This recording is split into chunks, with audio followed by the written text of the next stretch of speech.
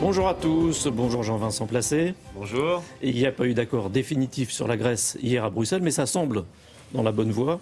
Est-ce que vous pensez que la crise est terminée ?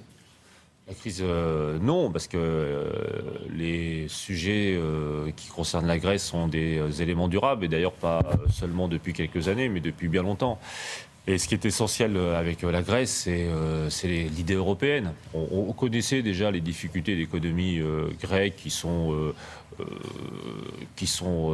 présents, des rentrées fiscales qui sont modestes, une économie qui exporte peu, beaucoup d'importations d'ailleurs énergétiques fossiles qui font qu'il n'y a pas d'indépendance grecque au niveau de l'énergie.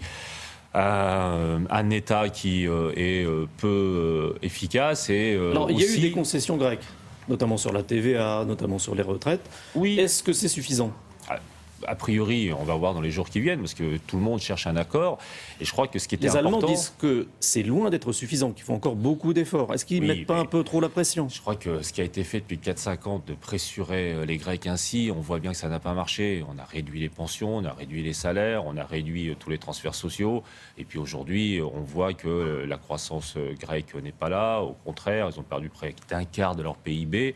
Et même, à la limite, le banquier doit être intelligent. C'est-à-dire que le banquier doit comprendre qu'il ne peut pas avoir... Aujourd'hui, il n'est pas intelligent ? Un emprunteur qui meurt. Donc on sourit, mais quand on voit aujourd'hui la situation du peuple grec, on ne peut pas sourire. Donc il faut aujourd'hui que tout le monde comprenne que l'intérêt, d'ailleurs, y compris, pas seulement économique, mais politique de l'Union européenne, c'est de garder la Grèce dans l'euro, garder la Grèce dans la communauté de vue, pas que de vue de l'Union européenne. Pas seulement, aujourd'hui, on ne parle que d'économie, mais l'idée européenne. Les Grecs sont évidemment éminemment européens. Les relations culturelles, scientifiques, touristiques, eh bien, tout cela est à préserver. Et puis aussi, quelque part, un modèle de solidarité européen pour montrer que nous aussi, nous entraînons dans le cadre d'une tradition quasiment millénaire avec nos alliés et amis grecs. Cela dit, il faut se faire une raison. La dette grecque ne sera jamais payée.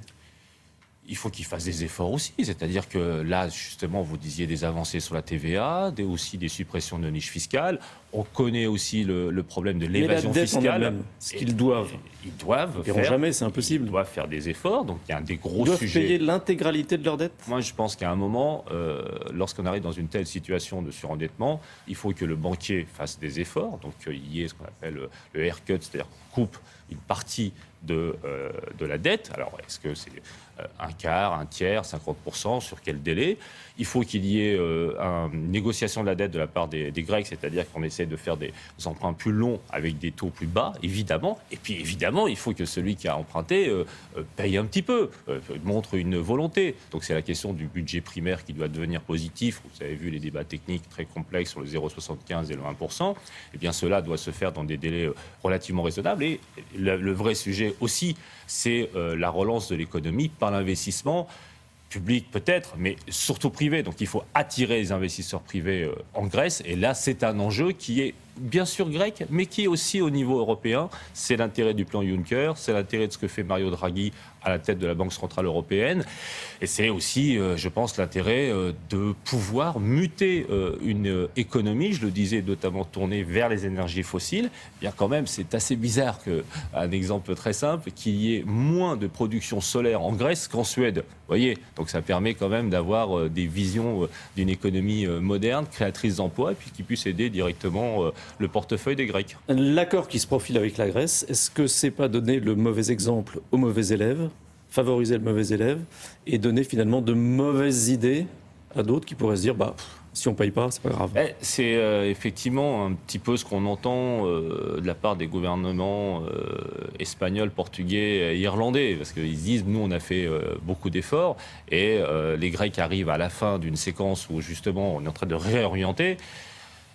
Je crois qu'il faut trouver aujourd'hui un vrai équilibre. Moi, j'étais très réticent par rapport au traité budgétaire européen parce que justement, il manque de flexibilité, il manque d'adaptabilité. Et c'est quand même assez étonnant qu'on ait mis, alors que justement les libéraux prétendent qu'ils sont pragmatiques, autant d'idéologie et autant d'uniformité selon les États. Et je crois qu'aujourd'hui, il y a une possibilité de sauver l'Europe en sauvant la Grèce. Et ça me réjouit particulièrement.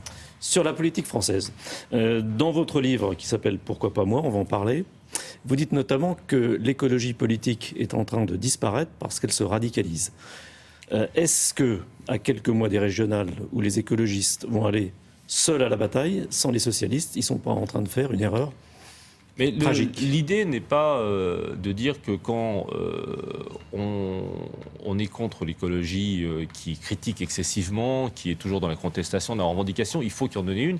L'idée n'est pas de dire qu'on est avec les socialistes, parce que pour le coup, ça n'est pas proprement non plus une écologie indépendante, une écologie qui porte des propositions, qui porte des valeurs et qui est en positif. Moi, d'ailleurs, j'aime bien le slogan de Ségolène Royal sur l'écologie positive. Qu'est-ce qu'on peut faire pour lutter contre le dérèglement climatique? Mais vous dites que l'écologie politique est en danger, clairement. Oui, parce que depuis la posture, y compris d'ailleurs depuis que nous sommes sortis des responsabilités gouvernementales, on a plutôt l'impression qu'on critique tout et qu'on se rapproche de l'extrême gauche pour se mettre dans un débat, justement, qui rejoint d'ailleurs les éléments de la discussion qu'on vient d'avoir sur l'anti-austérité, l'anti-rigueur. Et on tient un discours qui est d'ailleurs parfois intéressant, mais qui ressemble au discours de l'extrême gauche. Et je pense qu'on ne nous attend pas du tout là-dessus. On nous attend justement sur des solutions, comme par exemple dans le reportage que vous aviez précédemment sur les abeilles, qui est un sujet extrêmement important, sur des sujets de la vie quotidienne comme sur l'alimentation, le lien avec la santé-environnement,